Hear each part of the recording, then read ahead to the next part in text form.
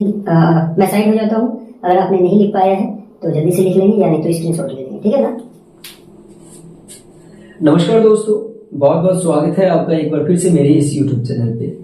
मैं हूं आपका दोस्त मोहम्मद फिरोज शेख। आप मेरे साथ कक्षा 10 की साइंस को पढ़ते हैं और पिछले कई दिनों में हम लोग छोटे छोटे लेक्चर से एक महत्वपूर्ण चैप्टर फिजिक्स की विद्युत धारा को पढ़ रहे हैं। आपने अगर पिछली वीडियो को नहीं देखा है, मैं इस वीडियो के डिस्क्रिप्शन में प्लेलिस्ट का लिंक डाल दूंगा। आप वहां से जाके पिछली वीडियो को देख सकते हैं। आज की वीडियो में हम लोग पढ़ने वाले हैं बहुत ही इम्पोर्टेंट चैप्टर, बहुत ही इम्पोर्टेंट टॉपिक है एमीटर और वोल्टमीटर में अंतर, ठीक है ना।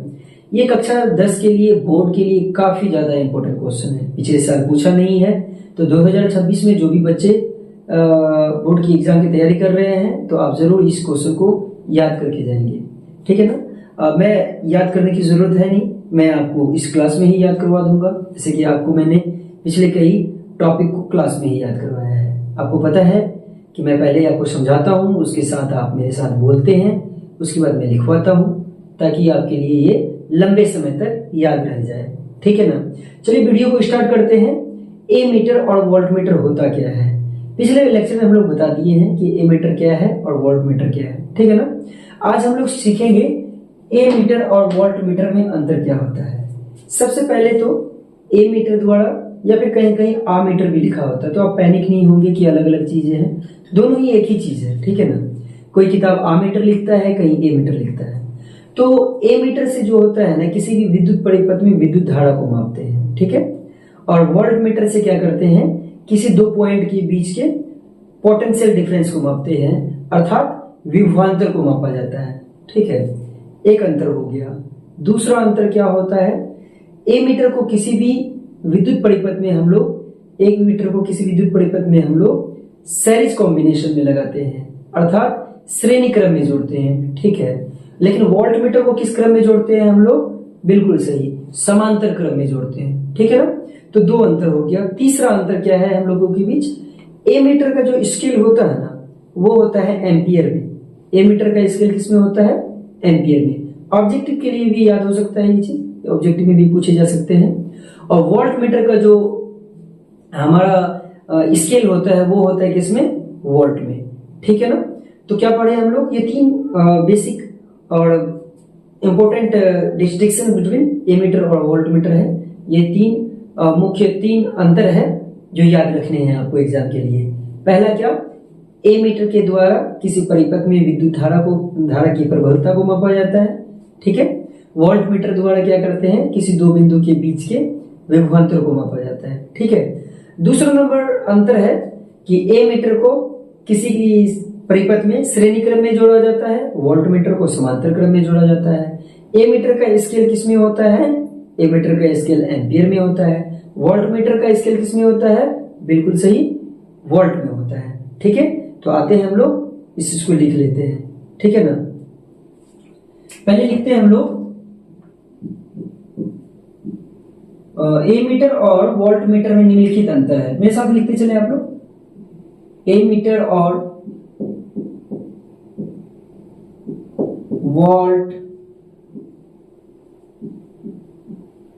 मीटर में निम्नलिखित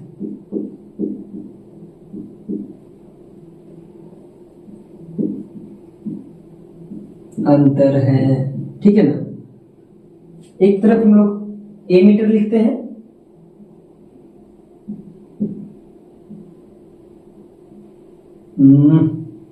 ये, और बीच में ये लकीर खींच देते हैं और इस तरफ लिखते हैं वोल्टमीटर,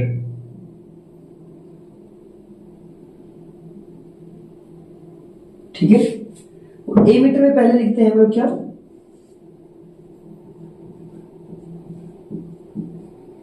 एमीटर द्वारा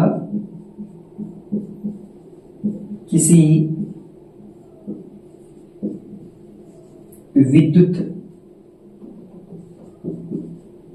परिपथ में विद्युत धारा की प्रबलता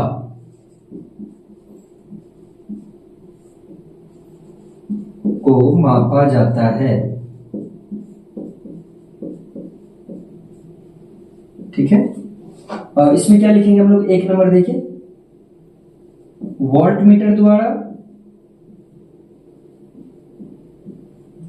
वोल्टमीटर द्वारा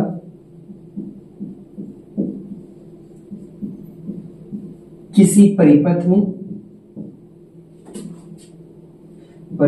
के दो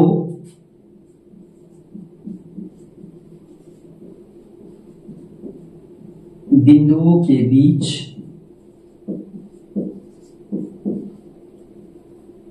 के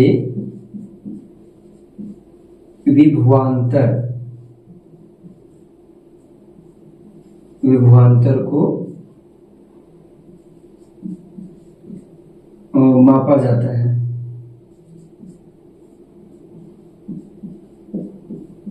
ठीक है, दूसरा नंबर अंतर लिखेंगे हम लोग, ए मीटर को परिपथ में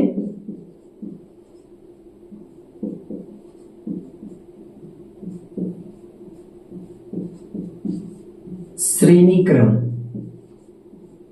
में जोड़ा जाता है।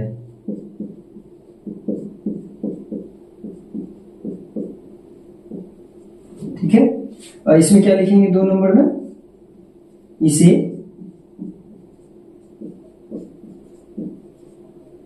परिपथ में किस क्रम में जोड़ा जाएगा, तो समांतर क्रम में।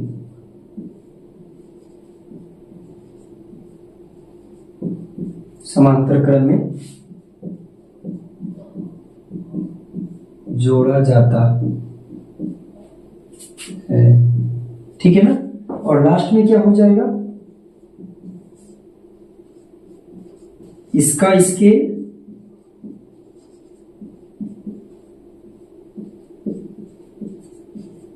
एम्पियर में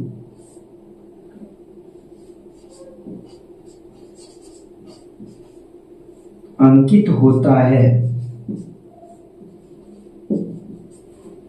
इसमें क्या लिखेंगे,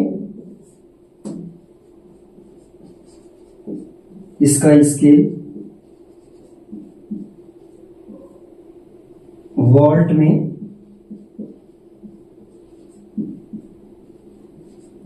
अंकित होता है।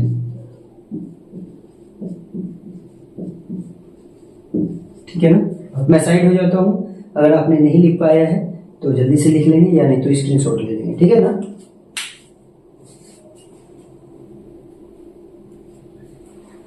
चलिए तो दोस्तों ठीक है, आज के लिए इतना ही। मिलते हैं दूसरी वीडियो में। और अगर आपने पिछले कई लेक्चर को नहीं देखा है, पिछले लेक्चर को, तो मैं इस वीडियो के डिस्क्रिप्शन में प्लेलिस्ट का लिंक डाल दूंगा, आप जाके जरूर देखें।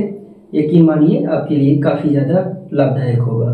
ठीक है ना, अगले लेक्चर में हम लोग पढ़ने वाले हैं ओम का नियम किसे कहते हैं। ठीक है ना, तो मिलते हैं नेक्स्ट वीडियो में। अगर आपको वीडियो अच्छा लगे तो चैनल को सब्सक्राइब करें। धन्यवाद।